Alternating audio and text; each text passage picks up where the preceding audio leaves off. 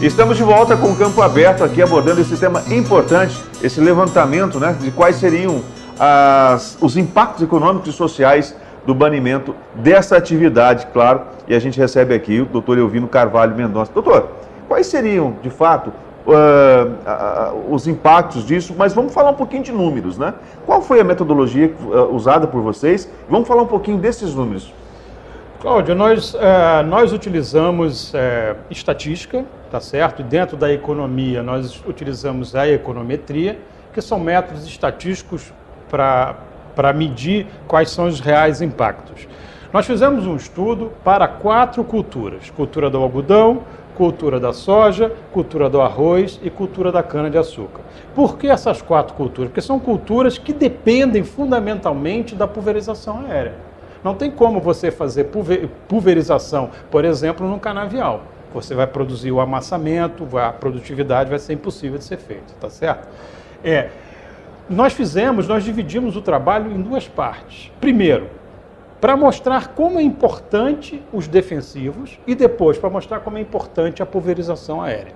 Então, a lei atual de defensivos agrícolas ela é de 89. Tá certo? Nós fizemos um exercício onde a gente considerou, suponha que não existisse essa lei, qual seria o impacto dela sobre as exportações, por exemplo, e a renda, por exemplo, e a produtividade. Um dos resultados que nós temos é, por exemplo, se essa lei não tivesse entrado, não tivesse organizado esse mercado, o volume exportado de soja seria 15% menor do que com a lei, tá certo? Mas radical ainda seria o de algodão. O algodão praticamente desapareceria, seria 67% do volume exportado, perderia. E a gente tem que lembrar também, já que o senhor falou do algodão, a região produtora de algodão hoje, a mais forte é Centro-Oeste e Nordeste. Exato.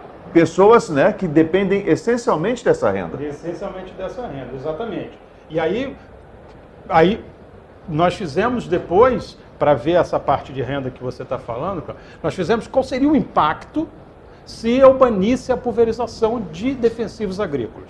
E aí os números são mais estarrecedores. Nós fizemos essa previsão de 18 a 2022. Suponha que em 18 não houvesse mais aviação. Olha para o resultado que eu vou lhe dizer.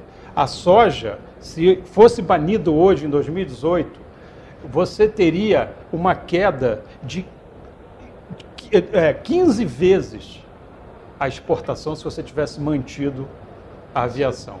Mas tem um número pior ainda. No arroz, seria o seguinte: as exportações de arroz sem banimento seriam 60 vezes superior a com banimento. Ou seja, se você banisse a aviação agrícola, você ficaria muito pior, tá certo? E esse é um exercício. E qual é o impacto disso na renda, né? Nós estimamos a equação de produtividade, equação de renda, equação de exportação e equação de distribuição de renda. O impacto é devastador, tá certo? Você observa em todas as regiões do país, principalmente na região Nordeste e na região Centro-Oeste, uma queda agressiva das exportações, da renda daquela população que basicamente é a mais necessitada e que necessita da renda da agricultura. Agora, percebe-se que é um movimento político, que é um movimento impressionante como para colocar a própria população, né, a tomar uma decisão que não faz o menor sentido. Qual que o senhor acha que é o grande, digamos, o incentivador? Por que de tudo isso? Na verdade, Cláudio, a gente não enveredou por esse lado, mas a gente poderia imaginar, talvez, alguns interesses, né? Eu pergunto isso, eu só queria saber exatamente a sua reação, porque o efeito seria devastador. Então eu fico aqui tentando imaginar como uma pessoa, como um parlamentar, como um presidente de uma ONG, ou sei lá, como alguém, em sã consciência, defenderia um projeto desses. Não faz o menor sentido. Ele traria um prejuízo social extremamente grande. Esqueça o econômico. né? Não vamos pesar apenas o econômico, mas o prejuízo social seria devastador, principalmente para aqueles mais necessitados. É essa a minha grande dificuldade de entender tudo isso. Mas eu acho, Cláudio, que na verdade o que falta é informação correta. O que falta é informação correta. E essa é uma excelente oportunidade de a gente levar essa informação adiante. Exatamente. Essa informação, a informação do impacto econômico e social, como os números que nós passamos. Ou seja, você teria problemas na renda, você teria problemas na exportação, problema na produtividade.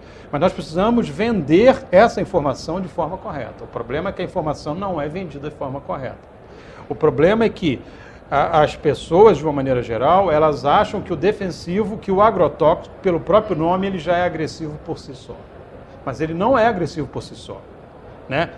Existe a tecnologia, existem novos defensivos, e esses novos defensivos têm que ser trabalhados e têm que entrar na economia brasileira para que a gente possa aumentar a produtividade, aumentar a renda e aumentar a riqueza do país.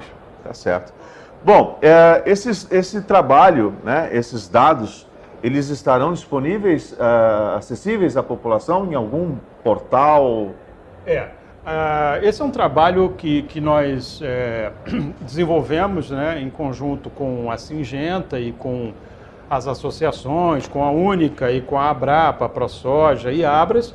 Nós ainda estamos assim inclusive com o SINDAG também, né? Com o SINDAG também, exatamente. E assim, a gente está numa fase, já passou da fase embrionária, nós estamos numa fase intermediária, possivelmente a gente vai disponibilizar esses dados para o grande público, sim, com certeza. Até porque esse trabalho, no nosso entender, e eu acho que no entender da Singenta e de todos esses grupos do SINDAG, tem que vir à tona e tem que estar na mão dos parlamentares para que eles possam utilizar isso de forma correta. Tá certo. Bom, a gente vai para um rápido break. Na volta a gente segue com mais informações muito importantes a respeito desse levantamento, né? É um verdadeiro raio-x do que seria caso esses projetos fossem aprovados. A gente volta já.